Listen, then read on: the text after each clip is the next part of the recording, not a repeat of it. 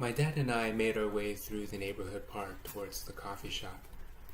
We walk side by side now, but it seems like only yesterday he was carrying me on his shoulders. As we chatted, I began to consider all the challenges my parents had raising their kids. When I was young, my home country was overpopulated and poor. So we came to Canada. We came here with 2 parents, 3 children, and only $20 in our pocket. Being first-generation immigrants was not easy for them. I asked my dad about those challenges. How were they able to cope with the day-to-day obstacles? Fellow Toastmasters, this is what my father told me. Be like water. Be like water. I was intrigued. As we walked past the swings and the slides, my dad began to elaborate through a series of stories. The story begins with our arrival in Canada. Now, back in China, my dad was in fact a chemist. However, his English was not good. And in Canada, unless you're fluent in English, it's almost impossible to get a job in chemistry. So my father began looking for work, walking down Spadina Avenue, asking each and every single shop owner if they had any job openings. Eventually, my father found work in manual labor, washing dishes, acting as a busboy, driving a taxi cab. I thought, if it were me, I would feel so demoralized.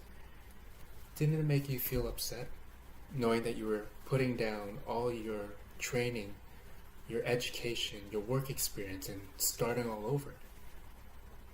My dad said what got him by was knowing he had to be as resilient as water. When the temperature rises, water will evaporate and seem to disappear. But it's not completely gone. It will always come back, just like dew on grass or falling from the sky like rain. Water is renewable. And just like evaporating water, at that time my dad's options seemed to have disappeared. But despite all that, he continued to persist and work hard. And eventually, he got a job in a factory with benefits and was able to buy our very first home here in Canada. Being resilient like water means to never give up. But water is not only resilient, it's also flexible. When water meets an obstacle, it'll easily flow around that obstacle and continue on. My dad's next story involves an incident that happened in that factory when they received brand new automotive disc brakes. Now, these car brakes weren't working all the time, but being the chemist that my dad was, he was able to find out the root cause in a snap. It turns out these new disc brakes were made out of a new material that iced out very quickly in the wintertime, and the ice wouldn't dissipate until after an hour of driving after startup. Well, my dad's boss was very impressed and praised my dad. But the next day was a completely different story. The following day, my dad's boss began to distance himself from my dad and ignore him. Then my dad realized that he should have stayed quiet, because it turns out that his boss now thought of him as competition, keeping him down and passing him by at promotion time. This upset my dad initially, but then he observed one interesting finding. All the people who got raises eventually wound up buying gifts for their bosses. TV sets, microwave ovens. But the costs of these gifts were roughly the same as their annual raise. So in the end, my dad thought he wasn't really missing out on much. Years later, my dad found out that his former boss branched off and tried to start his own company, but took too many risks and wound up losing a fortune. In a side-by-side comparison now, his former boss actually has less wealth and lives in a smaller home.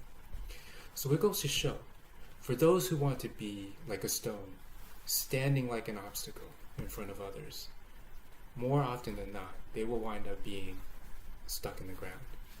But if you are as flexible as water and able to flow around obstacles, you'll be able to progress much further. So water is resilient and flexible, and it's also beautiful. I'm talking about the beauty of its transparency. It's this transparent beauty that brings both people and animals flocking to it like a pristine lake. My dad's third story is in fact a cautionary tale about a friend of his who didn't understand this beauty of transparency. My dad's friend was from our home village and had the same last name. Brother Lee, my dad's friend would say, why don't you come on over and try some of our barbecue pork? My dad's friend had opened a flourishing restaurant on Spadina Avenue, and my dad was more than happy to help him out because that barbecue pork was delicious. But my dad noticed something interesting. After week upon week of buying takeout for our dinner, each subsequent week, the meat started to smell a little funny. Well, it turns out that my dad's friend, his business was growing and booming, but their family was having difficulty managing that growth. Whenever they were overstocked, rather than throw out the spoiled meat, they would mix it in with the fresh meat and resell it. Well, needless to say, customers were not enthused about this and began to leave en masse. Brother Lee, business is not well. How come you don't help us out anymore? My dad really wanted to tell his friend what the issue was, but he didn't want to embarrass or insult his family.